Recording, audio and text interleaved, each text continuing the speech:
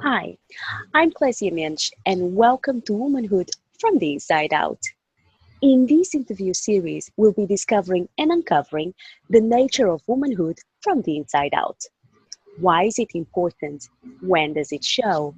How can we identify it? And what are the implications of womanhood from the inside out? And today's guest is my dear friend, Sue Lachman.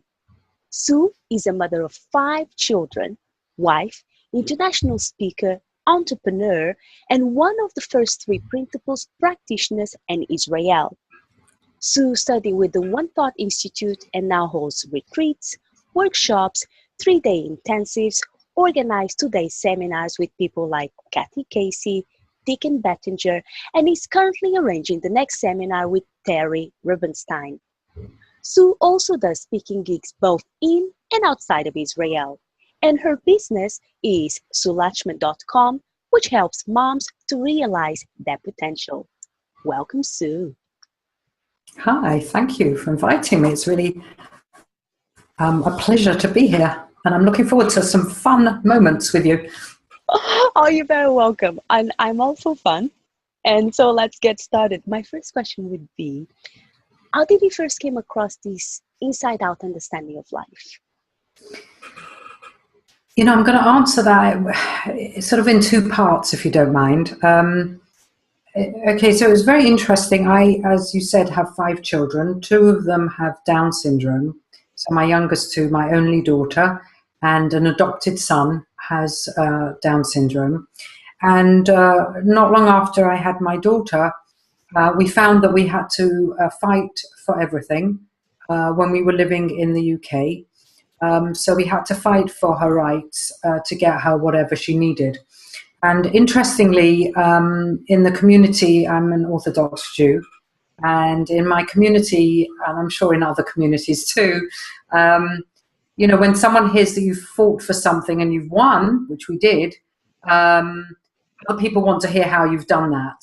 So I took it upon myself, really, to decide that how could I keep all this information to myself. I really wanted to put it out to people. So that's really what I started to do. And I very quickly realized that this was something that was very obviously a need. And parents from all over the UK were contacting me and asking me to help them to get what they needed for their special needs children. And so I started on a very interesting journey of taking on something like 30 to 40 cases each week. So the load was huge. And it became very obvious that parents weren't just telling me about their special needs kids. They were telling me about the whole dynamics of the family. They were telling me about their relationship with either their parents, their siblings, their relationship with their husband or wife, whichever way around. They were telling me about the ins and outs of schools and all that sort of thing. So I found myself quite burdened and didn't know what to do. And I don't want to detract from the point of the 3 principles or what happened, but I got into some very interesting behaviors, let's say. Some addictive behaviors that were really, I thought at the time, the only way that I could handle and cope with all the stress that I was under of meeting deadlines as well. So I was going to, I was representing parents in informal court tribunal, for those English people that understand that, and self-taught, went on a few courses, not a lawyer, not a solicitor, but you can, you know, anybody can represent people in that, at that level of the judicial system in the UK. So, and I had very heavy deadlines to get paperwork in. And as you can imagine, with 30 to 40 people on my books, it was huge. Different people at different stages fighting for different things. So as I said, I started to do the, you know, have interesting behaviors, which I'm laughing about now because it's quite amusing to me to say, even to begin to start to say that I did that. And then a friend of mine told me that you know, there's something called the Three Principles and you really should hear about it. And I thought, yeah, you know, maybe I should. It sounds pretty good for other people, that maybe I could help other people with this. And so I started on a journey, and I was introduced to them by a rabbi's wife, who told me, you know what, Sue, it's just your thinking. And I thought, really? What a cheap. How could she tell me it's just my thinking? She's a rabbi's wife. She's on a high pedestal, according to me. You see, I put her there. And how would she know about what it's like to have special needs children and the ins and outs of what you go through and how it is to help other people? And on the day she told me, we were actually by the seaside, by the ocean, if Americans, if they hear this. And I'm quite good at translating into American. Oh, I'm so glad you're doing all of this. I'm loving it. I'm loving it. And I decided that I wasn't hearing any more of this rubbish that she was telling me. And I marched off outside and marched into town, which I think normally would take you 25 minutes on a leisurely walk. I think I made it in about 10. I literally marched. I saw absolutely nothing on the way. But on the way back, things started to slow down for me. And I started to see the sky, the ocean. I started to see people smiling, the sun shining, none of which I'd seen before. And along the railing, actually, some children had sort of made out of pottery or something, out of, you know, some clay sort of things, and painted it. They made buckets and spades and shells and lobsters and different things. And I started to see them. I thought, wow, they're beautiful. And I thought, this is amazing for other people. So that's how I went on. And I sort of went back to, I was by the, as I said, by the seaside, and I went back. I was at a conference for mothers with special needs children. And I went back to London and went back into my work. And as I was going along, I told people, oh, you got to hear this. This is amazing. There's someone in London that does this. Go and speak to her. And so I was telling all sorts of people about it. And then I moved to Israel, and I thought I was going to retire, and I trained someone up in what I was doing, but it sort of came back to bite me because she couldn't take the heat, maybe, and so I had to take her place again and help the organisation I was working for at the time, and then I got headhunted for a big organisation, and I started working for them from Israel, which meant I had to commute every other week. And while I was going every other week, I thought it would be really cool to go and see Terry Rubenstein, who is now heading. So just to clarify, so basically you had to commute every other week from Israel to UK. Yeah. So I would leave Sunday morning. I would get off the plane and have an appointment, literally. I think I only missed one once because the plane was late. But apart from that, Sunday was a working day for me. I used to get back to Israel maybe Thursday night, very, very late, 10:30, 11 o'clock at night, or even Friday morning, which was very tiring. And so I would only see my kids every other week, and my husband would travel also to the UK once a month. So we would only see each other maybe once a week, once for a week. So, but each time I went to England, to the UK, I dropped in to see Terry because I thought, well, the more I hear, the more I could tell other people. And also it was an hour of my time where I could actually relax and go into sort of a nice feeling, which I quite enjoyed. So that's what I did for a couple of years. And really I kept saying to her, this is really great, Terry, I love it. And she kept saying, I know you're going to hear something soon. And I said, yeah, right, yeah, sure.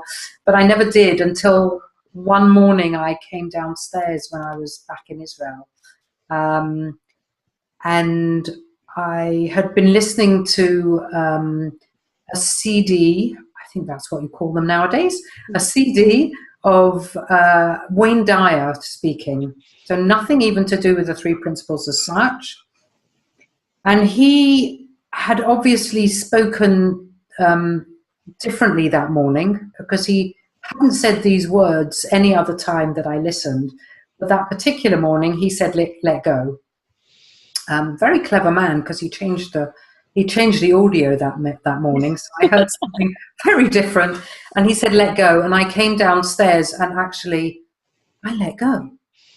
I literally let go. So I came downstairs and I kept looking over my shoulder and thinking, Sue Lachman's going to come back in a minute and be that shouty, horrible mummy, quick, get ready, you've got to get ready for school, and two special needs children who sort of move at their own pace when they want to.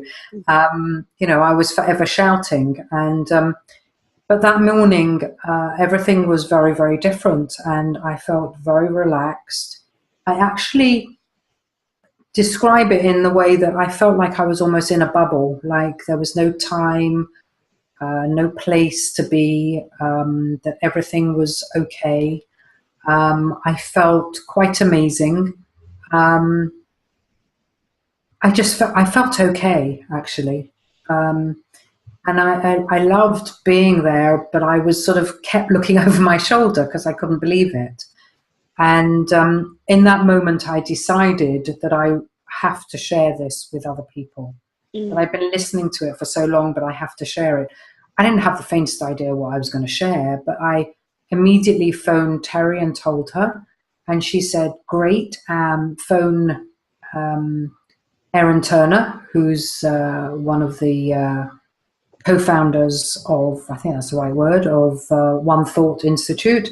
I spoke to him and he said, yes, I'll consider you. So that was the start of part of my journey. And the reason I said I'd like it in two parts to tell you is because this is a never-ending journey that I've been on. And very, very recently, in the last sort of, I'd say 4 or 5 months, I really have heard something very, very different. And when you talk about the inside out, outside in, I can't tell you that I really understood that before the last 5, 6 months, when I heard Keith Blevins and Velda Monroe, and I've just gone on a completely different path, sharing my understanding in a very different way.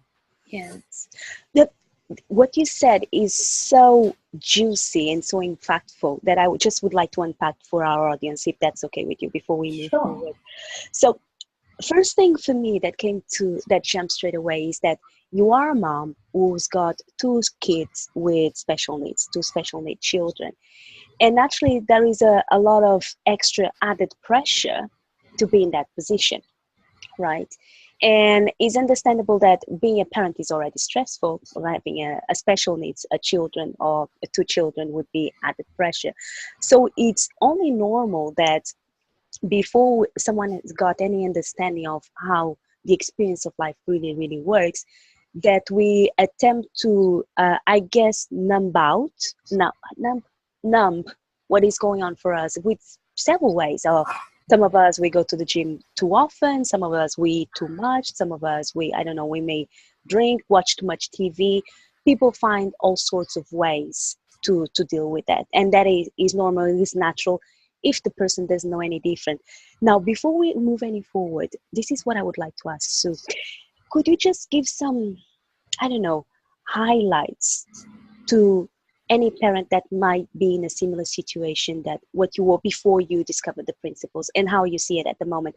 If they are going through the pressure that it's too demanding, they feel they have to fight for everything, for their rights, for the kids, what would you tell to those parents?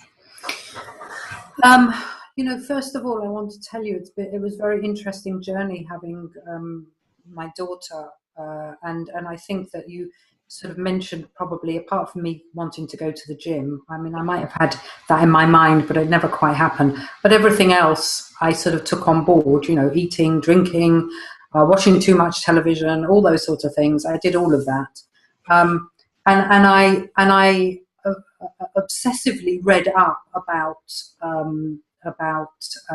special needs, well, in particular Down syndrome. Down syndrome, and I went completely overboard with having to exercise my daughter, even when I was on play dates and sitting there sort of moving her legs backwards and forwards and that sort of thing. Quite crazy. And I had a very interesting first 2 years with her because she was unfortunately, I mean, not that it's made any difference to her now because she's a real feisty little madam and she's 17 and a half and she's amazing. But, I mean, we really didn't know whether she was going to live. That was very interesting for us. And she was on life support machine a couple of times. But, what was really interesting is, and I think that's something that I'd like to highlight in this, is that when I ended up, and I remember sort of going in a couple of times to the hospital with her and being, rushing to hospital with her and ending up in a room that, I didn't really give much thought to it.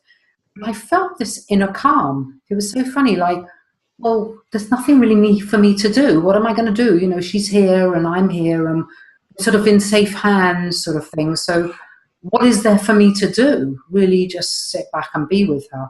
And I think it was sort of maybe, a couple of times after being in that room, being taken into that same room when I arrived with her at the hospital, that I asked and I said, what is this room? And they said, this is the crash room. And I thought, really? So I thought, I think I know what that means. And I said, what does that mean? What does that mean? And she said, well, we bring you in here in case we need to sort of get her, pump her up or try and get her to breathe again or something. And I'd really never thought about it like that I just hadn't thought about it. It just hadn't entered my head for some reason. So I just want to sort of point out to parents that you all have an inner resilience that you don't realize sometimes. And you all know intrinsically what to do. Like I knew to take her to the hospital. It's very interesting for me. I'm on Facebook groups on special needs, in particular on special needs groups. And I see mothers sort of writing, ranting and raving basically about what's gone on. And I understand that, I was there. But just to know that you have this inner resilience, you have this ability to rise strong, and you are perfectly whole. There's nothing to fix. And I think that those moments when I was in that room sort of showed me, or moments when I sat next to my daughter and she was on a life support machine in one particular hospital, and I don't know, the whole room was very quiet. It was very calm. And I felt this sort of I felt something like I was being protected. I felt like something had their arms around me. And I just want people to know that's very real, that there is something, there is someone, there is an intelligence that knows how to run the world better than I certainly do. That is there to sort of help me if I allow it to. And that is so beautiful what you just said. That is that if I allow it to, is almost when you had that insight about the let go. And the word that came to mind was surrender, because it's something that I've been looking at recently. And one of my previous guests also spoke about that, a highly driven lady, very successful, and all of a sudden she just had these insights: surrender and embrace the flow of life, or allow yourself to get embraced by the flow of life.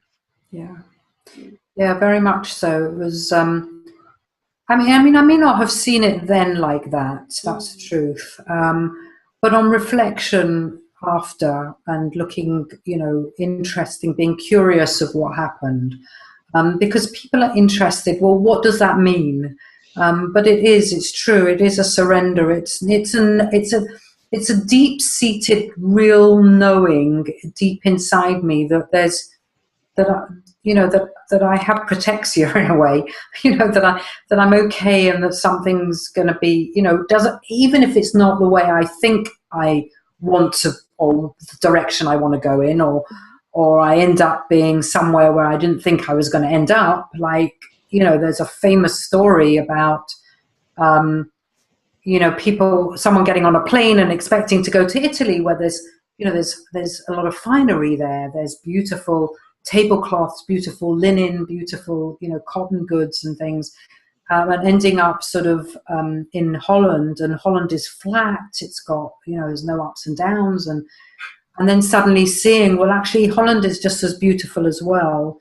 It has beautiful cheese, and it has clogs, and that's the sort of the idea that we tell people when they think that they're going through 9 months of pregnancy and suddenly they have a child with special needs. You think, you know, you're planning your holiday to go to Italy for 9-10 months, and then suddenly you end up on the wrong plane somehow, or making a landing in Holland rather than in Italy. And that's all it is. And it's just seeing the beauty in absolutely everything, even though it's not where you expect it to be.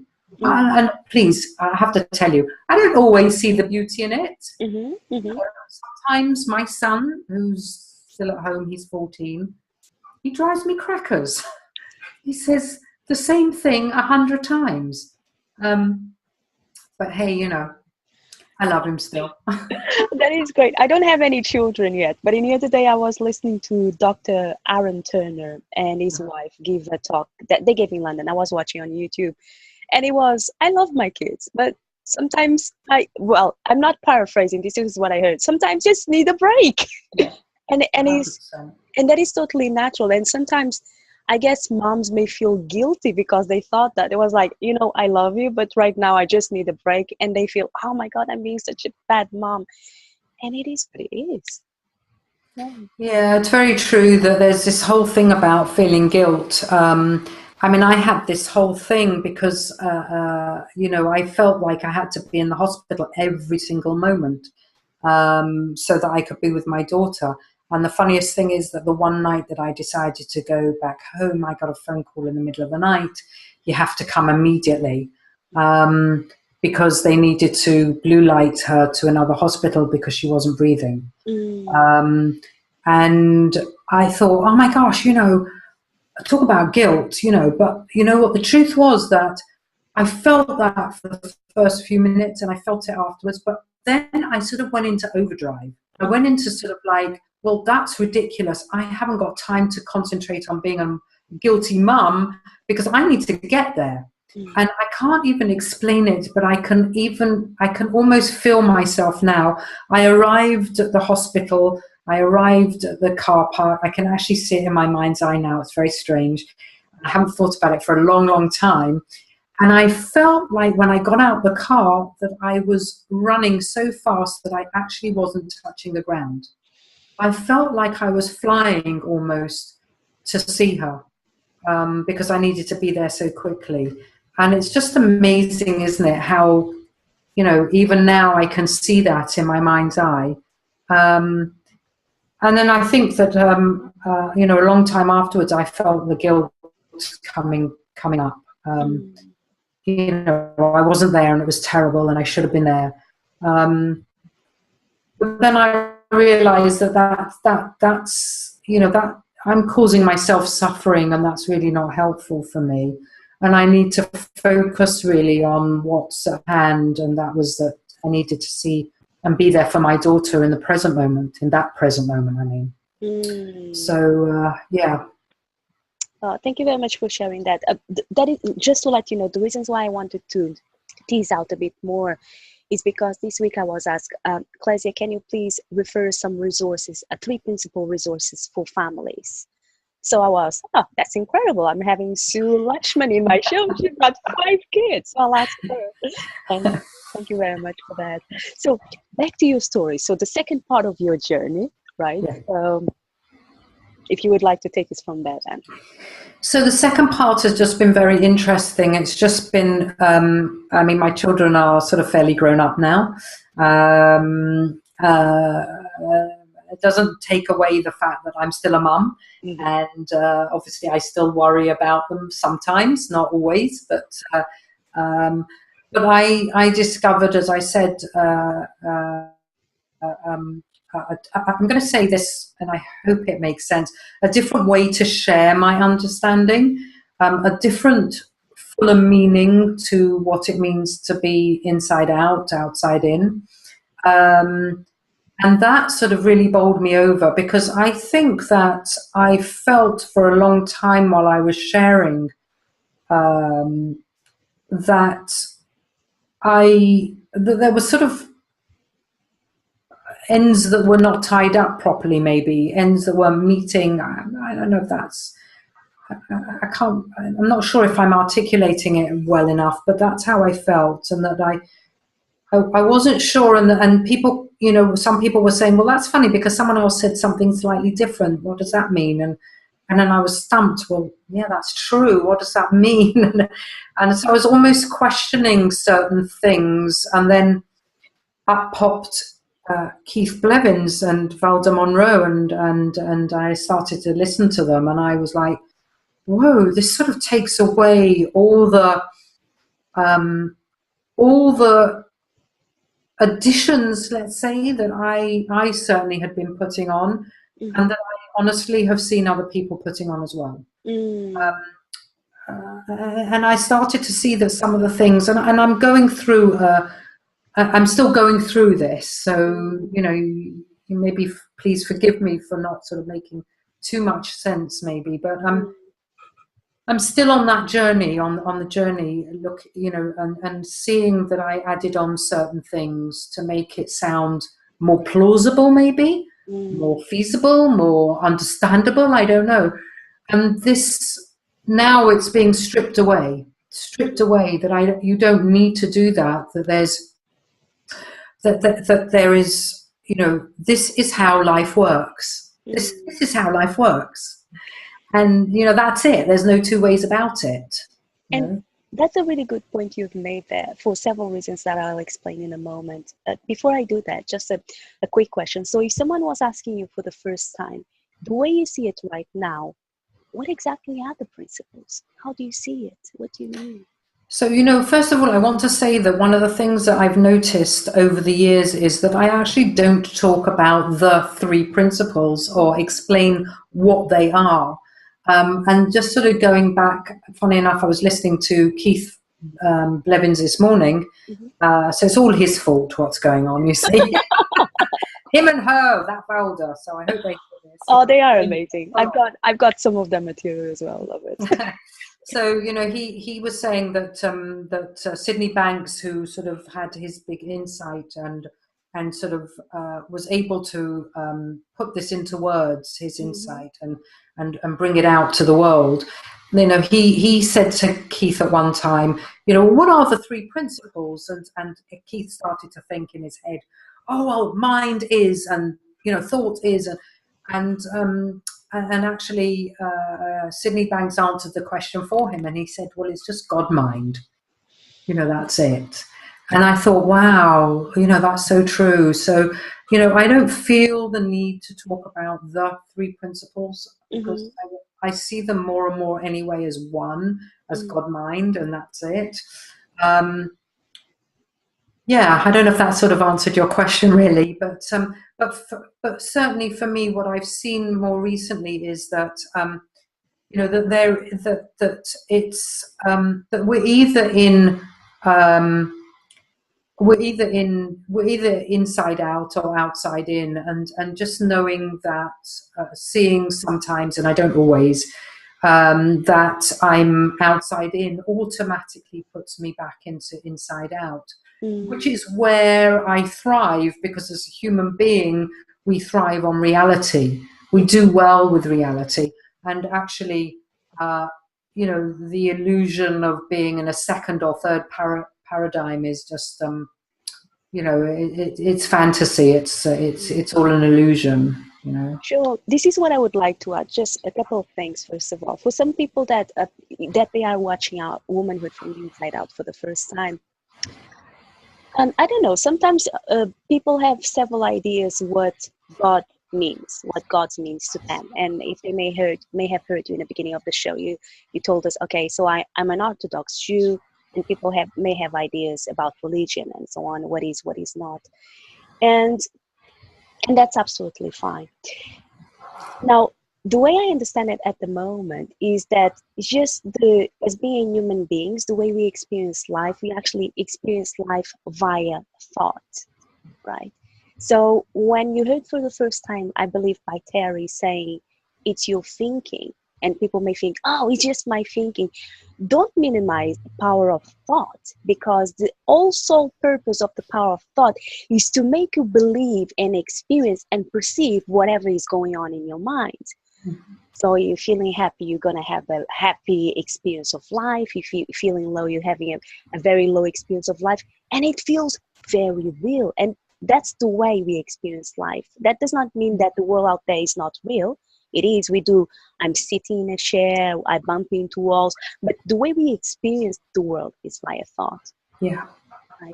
Yeah. And then there are all the relevant implications of all of that. And the more we look into this direction, the more we start getting insights. As you mentioned, you saw something different. And instead of when we start looking to this direction, instead of adding tips and techniques, it's not about that at all. It's actually stripping away what we thought that having experience of the world really was. It's not out there. It's all generated from the inside in, from the inside out. Yeah. Yes. Yeah. So potentially I should be giving people's examples, because they would be one. Some people may be thinking, what exactly are you talking about? Can you give him an example? Okay, let me see. I'm going to use something that I've seen for myself, and it has to do with my mom, right? So I used to have a complicated relationship with my mom. Several things that happened in the past. I felt that I had to call my mom because I was supposed to call my mom. And before I called my mom, I would be imagining in my head, but I wasn't aware I was imagining it. I really thought that it was real, right? So I was like, oh, I'm going to call my mom. She's going to ask me, do I have a boyfriend? Am I getting married? When I'm going to have kids so she can have grandchildren? All the story that I'm making in my head and remembering all the stuff that happened. So because I was experiencing that, once I got on the phone with my mom, any questions my mom asked me, well, number one, in my head, I already knew what she would be asking me about. So funnily enough, she would ask me about exactly that. And then I would be reacting to my own thought and not being present with whatever my mom was coming from. So once I recognized and I understood that, actually, I'm just experiencing my thinking. One of these days, I called my mom after having a conversation with Jamie Smart, and I was feeling peaceful, clear-headed. I wasn't attempting to project anything. I was just totally present in a call with my mom, and we had a lovely conversation. And then after that, I called the second week because I was doubting what just had happened, because all the thinking, the extra layers of thinking, just dropped in that moment. And I started feeling that big, deep love for my mom again, which I hadn't felt in a long, long time. So I thought, this is strange. I'll call again next week just to find out, check out what's going on. And the second time around, we had an even better conversation. I was like, now it's starting to make sense. So basically, I was thinking my thinking. When I don't have much thinking going on, I feel connected to life again. I feel I am able to experience love. I'm able to be present in the reality moment and respond to that, to the present, rather than the past or projecting the future. So that is what I've seen for myself. Yeah, it's very true. And you know what you said before is very sort of hit home for me, and it's very true. Is that there are implications to this. There's no applications, as you said. So no tools, techniques. I mean, my job really, when I speak to people, to speak to mums or whatever, and I don't speak exclusively to mums, but whoever I speak to, I can only explain what I see from my eyes, really, and what I've experienced. And then it's down to the other person what they want to do with it. It's not my job to make them do anything or to tell them that they can't, or but to point out that there are no applications. That I had people that come and tell me, well, when I go for a run, I feel great. But it's interesting because they don't always feel great, you know, and they just forget that. So, you know, it's not the run. It's not going for a run. It's not listening to music. It's not, you know, tapping or whatever it is. It's, you know, it's just not that, you know, and that's what's interesting for me. It's not the application. But the fact is, or there aren't any applications, you know, and the fact is that there are implications to this. There are implications that when we see we're outside in, and we don't always, you know, I don't for some time. But when we see you know, when I see that I'm outside in, that the implications are that, you know, my busy mind might quieten. I don't judge quite so much, maybe. I don't want to make myself feel perfect because I'm really not. That, you know, I'm more productive, I'm more creative, you know, I'm able to listen and communicate far better when I'm inside out. In other words, when I'm in the present moment and I'm, you know, when I'm with someone, not just physically, but spiritually connected. When I'm with someone, then, you know, I'm all of those, some of those, you know, imparts those things. And people feel a connection with me, I feel a connection with them. Having said that, there are times when I don't. You know, it doesn't. So, you know, so that's always very interesting for me, seeing that there are implications to this. And of course, it goes the other way around as well, that there are implications, you know, when I'm not inside out, so that I have a busier mind, everything looks complex, it looks difficult, I can't work it out, it looks, you know, too much of a big deal for me. And really, you know, going back to the conversation in a way a few minutes ago about parents, but that's what happens to parents, you know, when we think that it's something so difficult and we can't, you know, we think we can't cope, we can't manage. Now that's just showing me, well, hang on a minute, you know, where's my feelings coming from in the moment? You know, are they coming from this very present moment, or is it coming from somewhere else? Something, someone, the past, the future, and in particular, my ego, because that sort of sneaks in everywhere. Shockingly to me, I couldn't believe how egocentric I really am. And when I see it now, I do laugh sometimes. I don't at other times because I still am in my ego, but you know. And there is so much beauty in that, the ability of laughing at yourself, isn't it? There are places, but you're more lighthearted, and you just see things differently. And yes, I guess you were able to connect more easily. And once again, it's not a technique; it's just something that you do from the inside out. You just see it differently, and that's it. Yeah, but I think one of the biggest things that I realized more recently than anything else that was, you know, I used to say, well, I'm only a human being, so, you know, so I'm going to go outside in. But, you know, it's true. I am only a human being, so I do go up and down. I do go in and out, and that's how life is. And it's not a matter of sort of needing to do anything about it, because in all honesty, I think I was shown, taught, I don't know, picked up, whatever, and I'm not going to blame anyone, but there's parents, there's siblings, there's teachers, there's friends, you know, there's all sorts of people. And I got the impression, let's say, that I had to do something with my, in inverted commas, please, of negative thinking. And I thought I had to work at it and do something about it. And actually, it's so funny because I really don't. And that in itself is so freeing, so hopeful, that I don't actually have to work at anything or do anything. That just like, and I heard Garrett Kramer say this, so I'm sorry, Garrett, I'm going to pinch it in my own words. That, you know, when he said that he sits next to his wife maybe and he feels this feeling of love towards her, that sort of embraces him and he takes on board and he thinks, oh, that's lovely. But that comes and goes a bit like a river, you know, the thoughts come and go. Now, he doesn't sort of go out and sort of, I need to hold on to that, you know, bring it back. I mean, I know it's nice that you want to hold on to it maybe sometimes. but you know it's going to come up again. You don't Mm. have to do anything to bring it up. And the same, you know, with sort of what we call negative thinking, you know, the thoughts that we think we have to do something about. We don't. They're going to naturally go on their own.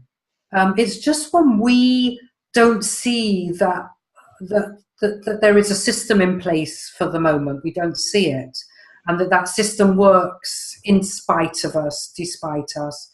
You know, it's just going to work no matter what.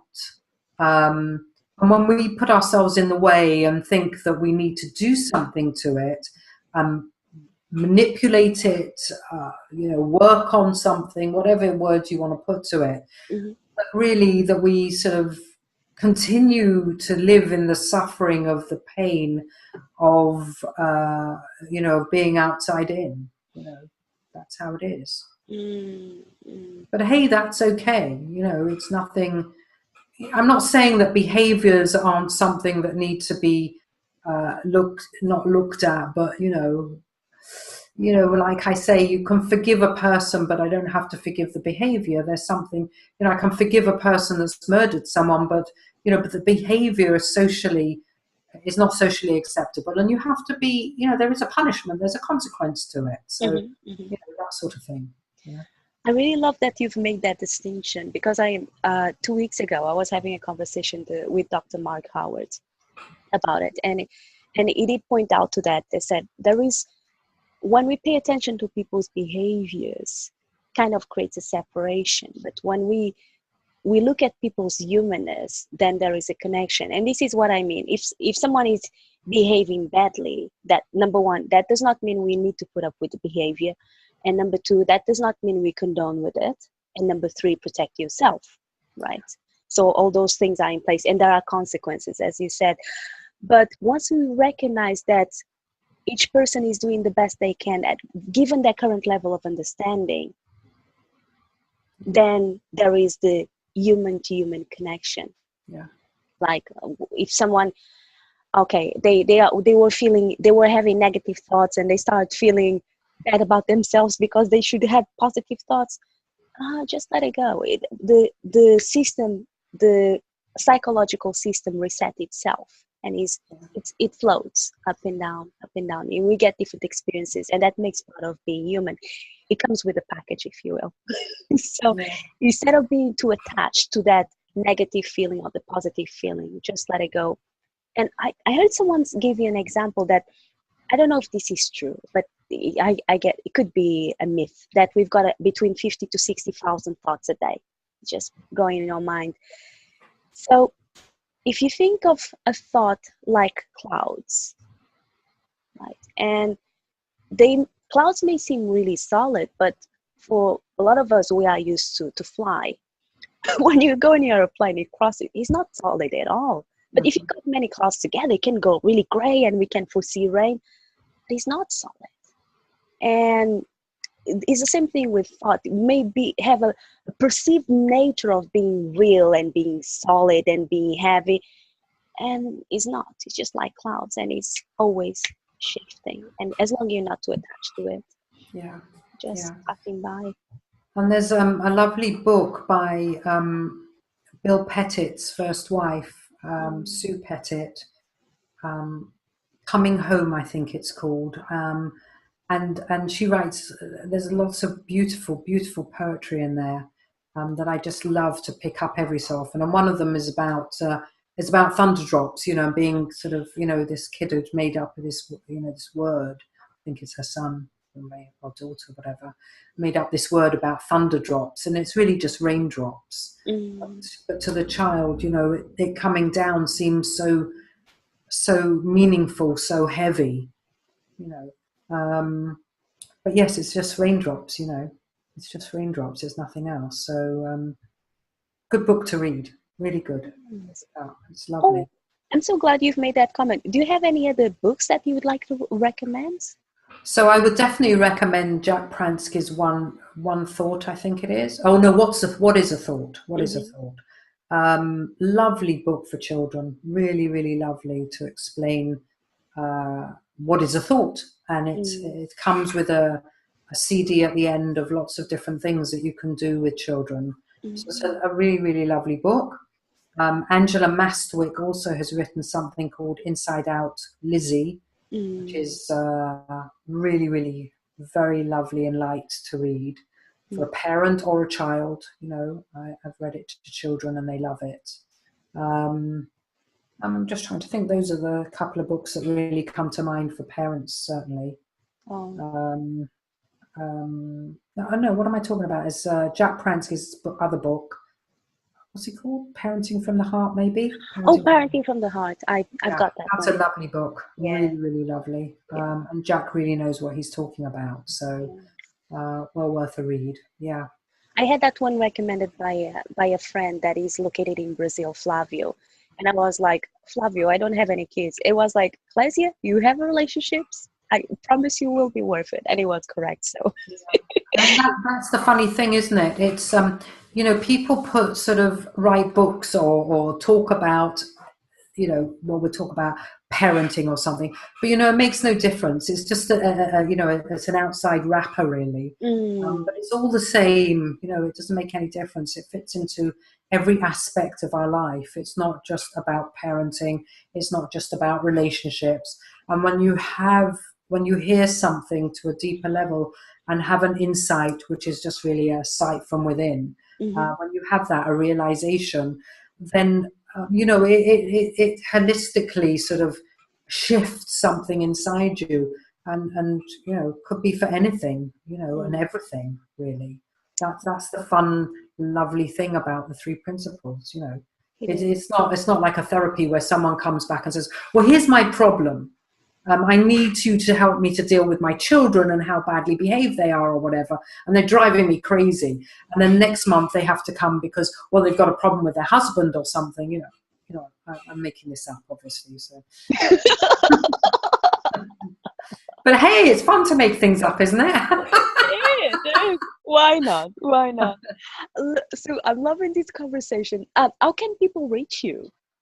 So they can email me on sue@suelachman.com. And although it's pronounced latch, like in, you know, key latch, it's Lachman. So sue@suelachman.com. They can email me.